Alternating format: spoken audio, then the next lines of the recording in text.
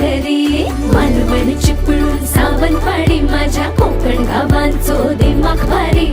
दिसते भारी गणपतीची स्वारी माझ्या कोकणा वाटे तुम्ही वलवा गाडी. धमा धमान हाका गाडी माझ्या कोकणचो रस्तो